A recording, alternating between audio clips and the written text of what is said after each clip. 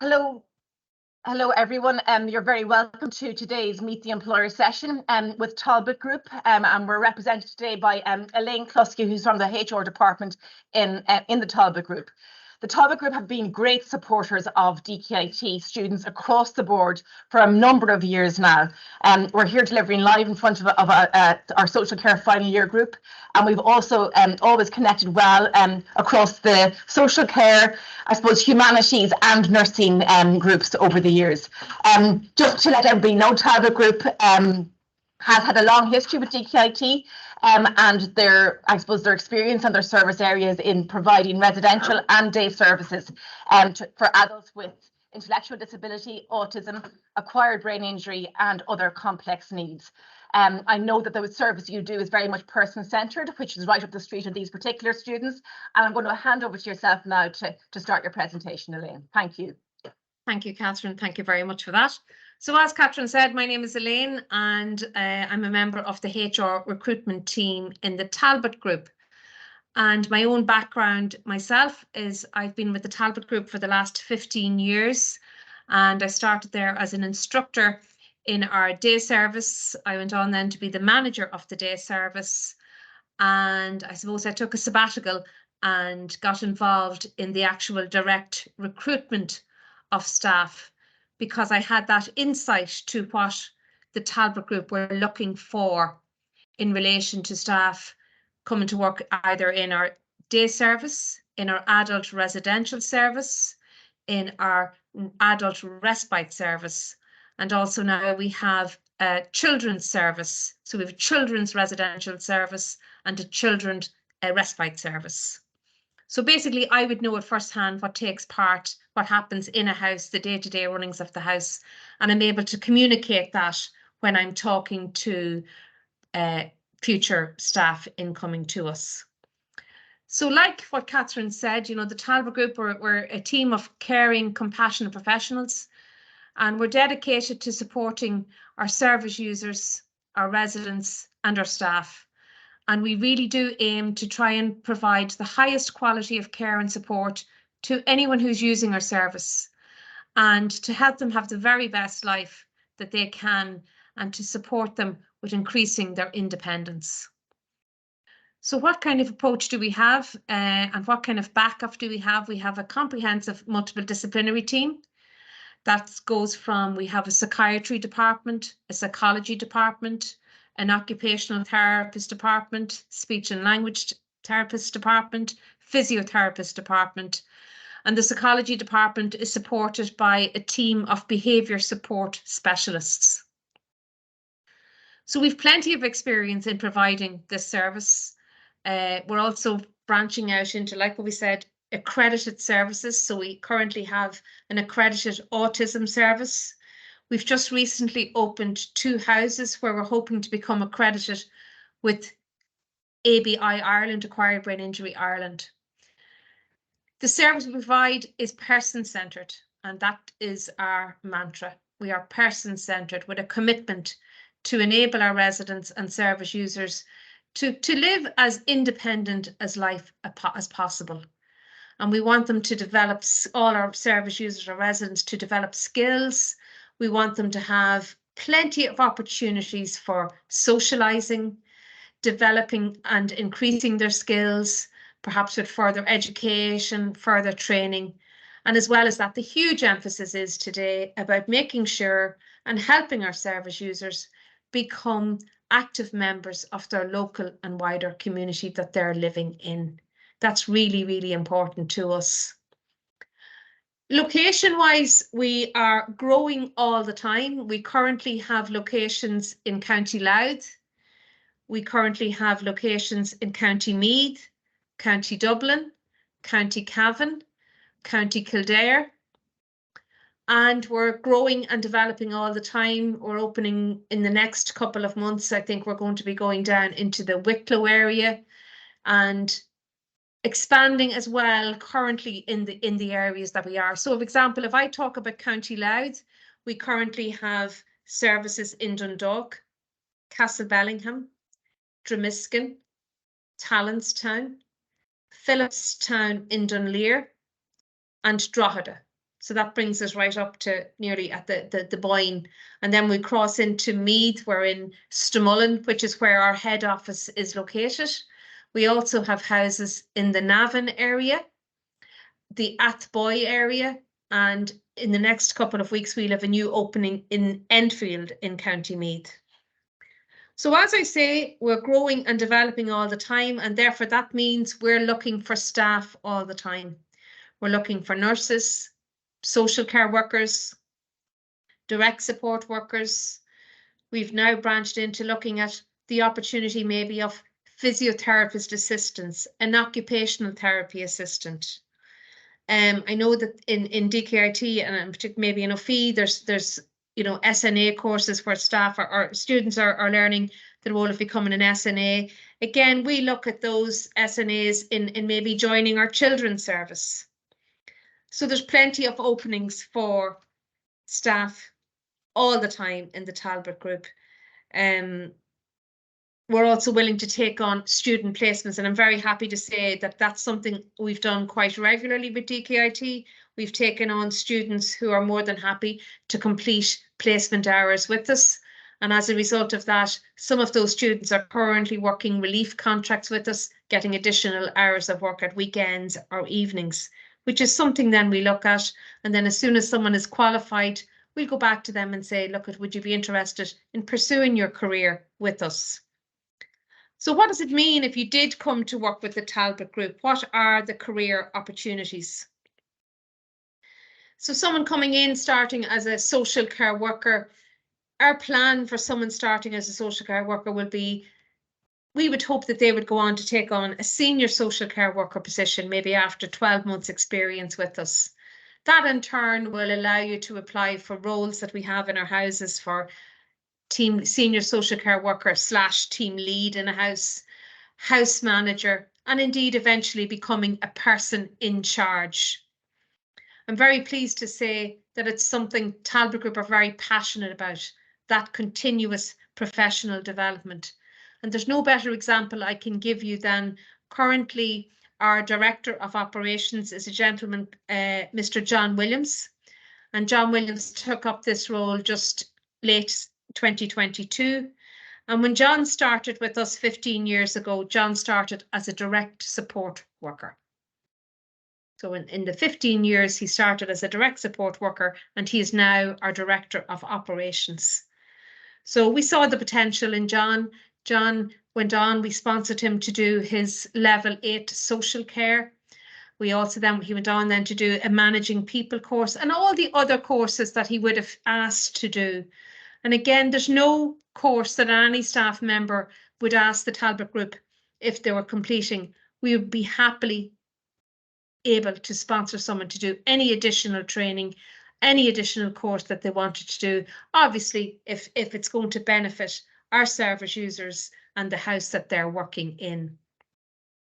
So, you just don't join the Talbot Group and that's it. We're constantly meeting and checking in with staff. How are you? How are things? And again, that's done through supervision with the person in charge in that house. The new system now is that any new staff member that joins us, they have a 6-month probation where they have a 2-month meeting, a 4-month meeting and a 6-month meeting. And that would mean after 6 months, you then become the permanent member of staff. And after that, then you have your 6-monthly meeting in relation to your own professional development and appraisal in where you want to be and what you want to do. So I could go on talking about the Talbot Group for the next 2 hours. I just wanted to give you that kind of background. As I said, we have day service, residential service, respite service. Our day service is growing and developing all the time. Again, it's very much an area where we're looking to expand upon. Very much about getting some of our residents out into the whole area of supported employment. And that is something we're actively doing at the minute. We have a number of our service users who have secured employment. For example, we have service users working in the local centre, service users working in the local hotel, service users working in the local There's a farm, a fruit and veg shop beside us, and one of them is working there. Another service user working in a charity shop. So again, it's all about getting them involved, getting them to live a purposeful, meaningful life, just like you and I do. And that's our mantra all the time. So look, if there's any questions you want to ask, please feel free. As you know, if you ask me the questions, I'm more than happy to talk through how you apply for jobs, what way is the recruitment process, how it's worked, etc., etc. Thanks very much, Elaine. I suppose that might be the starting point when maybe people are thinking about some questions, just around those practical information around what the recruitment process is, maybe what to expect as well. And I can put some of the links into the chat here, which will be available, and I can send it around afterwards as well. Perfectly. So maybe if you want to take us through the sort of recruitment process, what students or applicants would be needing to know in terms of that would be great. Absolutely. So anyone who's interested in joining the Talbot Group, you can go on to our own website, talbotgroup.ie, and there is a link there to apply for positions, or you can email myself directly. That's elainehr@talbotgroup.ie with your interest, or indeed sending me your CV. Once your CV is submitted to us, we go through the CV to make sure you meet the criteria for the role you've applied for. You're then called for an interview. We try, and upon receipt of a CV, we try and have your interview scheduled within 7 working days upon receipt of the CV. When your interview is scheduled, there's 2 options, of course, now. Before COVID, pre-COVID, everything was face-to-face. Now we have the joy of Teams. However, I do like to carry... I know you love it. I know. However, I do like to have the interviews face-to-face if possible. So the interviews are all competency-based questions based on organisational awareness, that person-centred planning and quality, communication and interpersonal skills, problem solving, leadership skills, and also your understanding of the regulatory body that's required and knowledge that's required when working in a service like the Talbot Group. Again, usually at interview level, I discuss what is expected of you in your role. I'm more than happy, Catherine, to maybe send you a sample job spec of a social care worker, senior social care worker, or whatever job spec you're looking for. I'm more than happy to send that for you.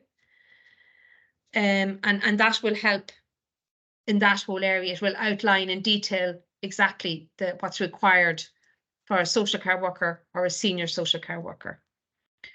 So as I said, they're competency-based questions. There are usually 2 or 3 people on the interview panel. There will always be somebody from the HR department, and there will always be a person in charge of one of the houses on the interview panel, and there may be an assistant director.